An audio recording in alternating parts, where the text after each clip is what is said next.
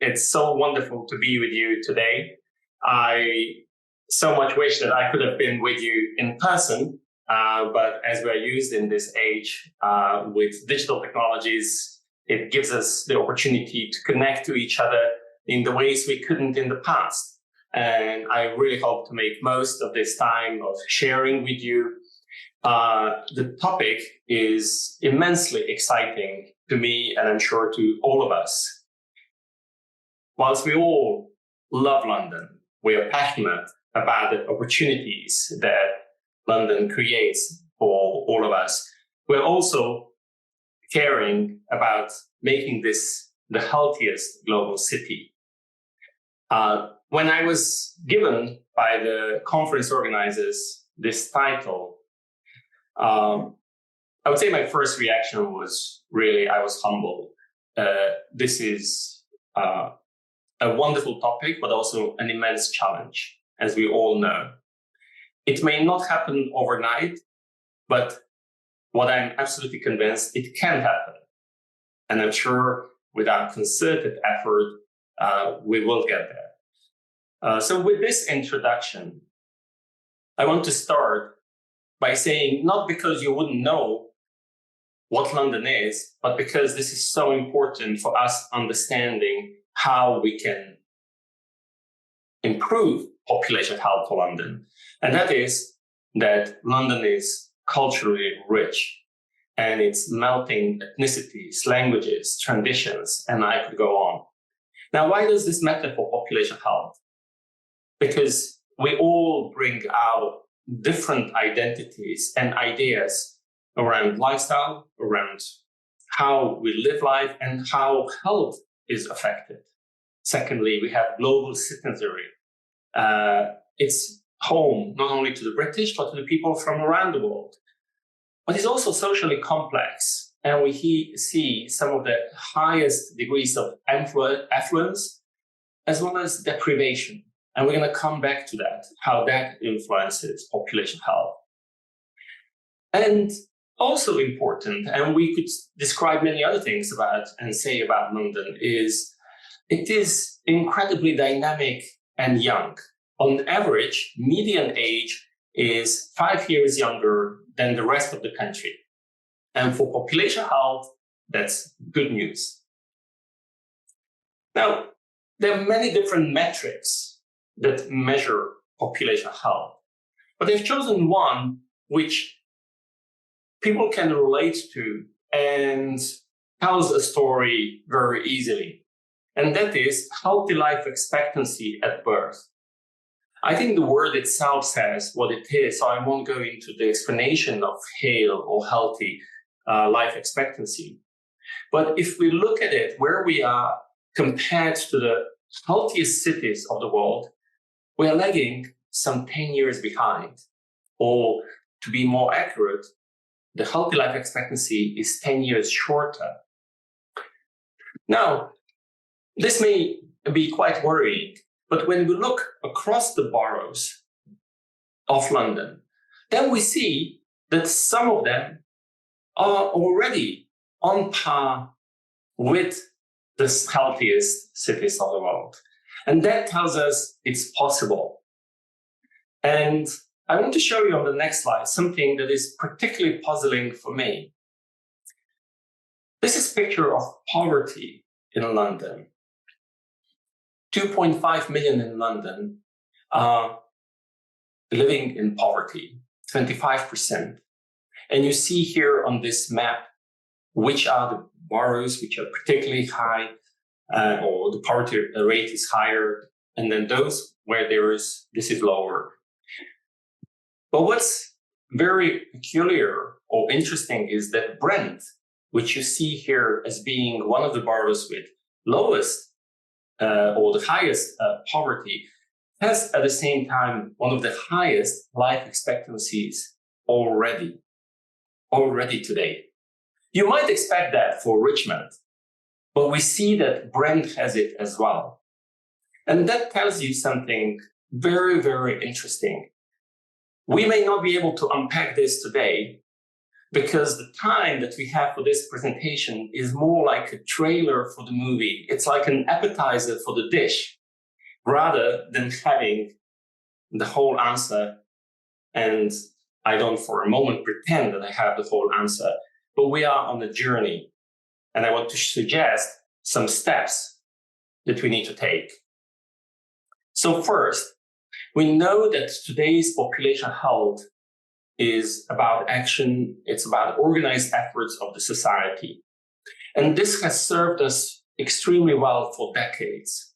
We have impressive gains in population health, and those have been achieved through governance, economic, education, water sanitation, nutrition, and other efforts.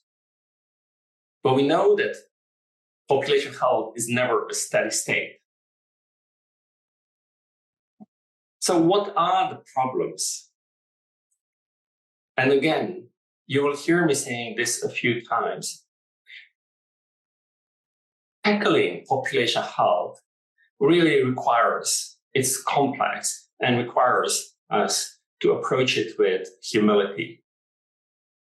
So I could list many of major health problems, but this is one way to classify them.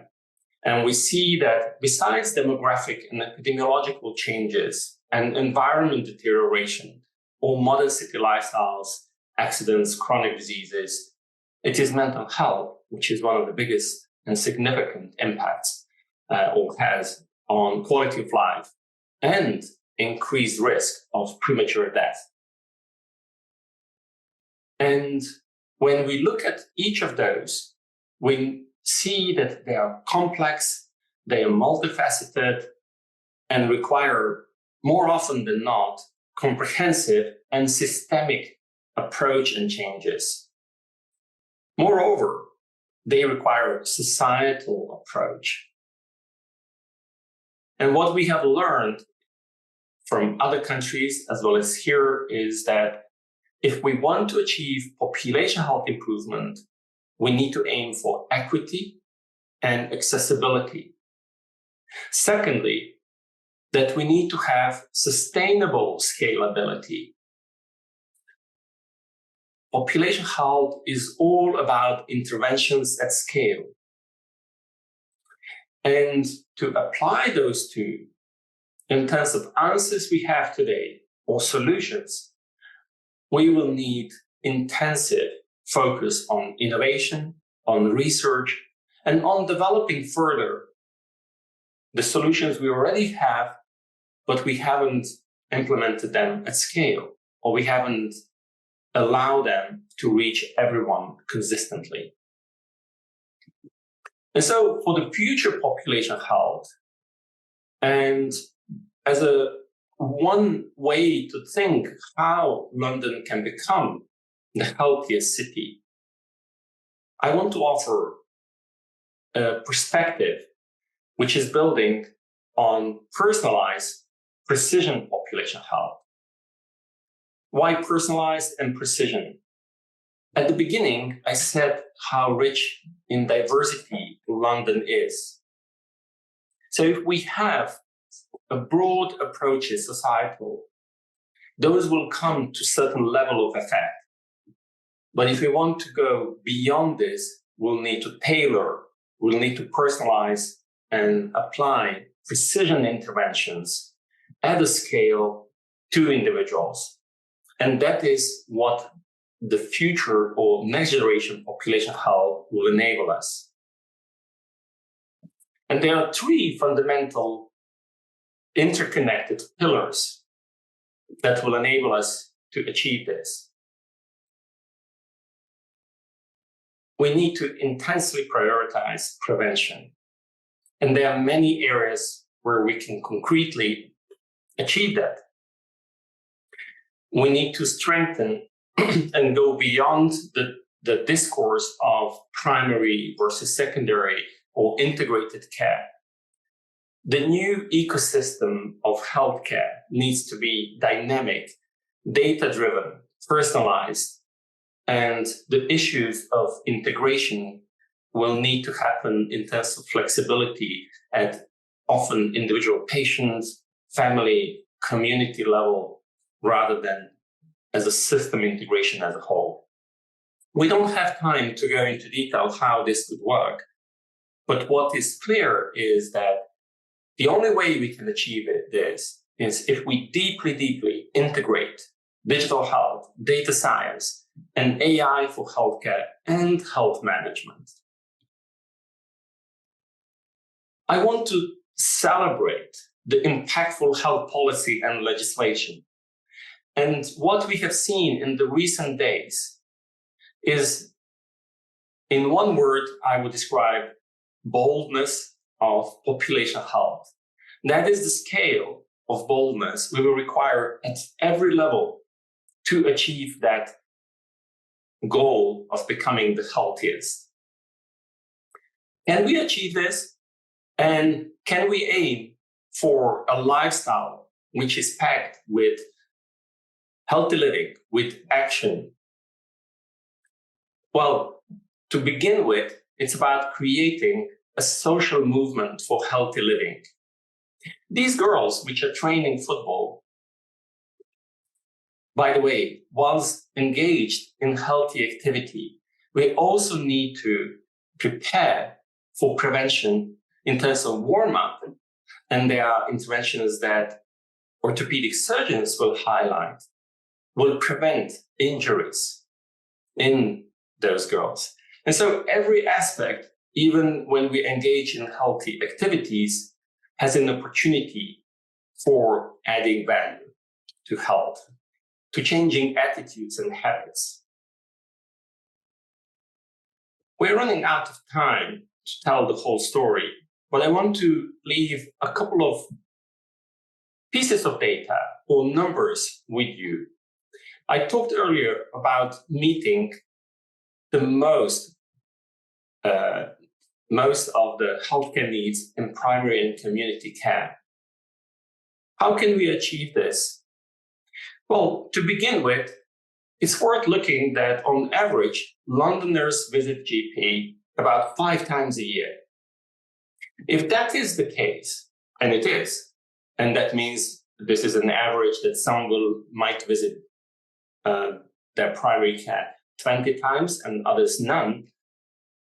But how can we make most out of those interactions? How can we extend their impact and value and effect on someone's health?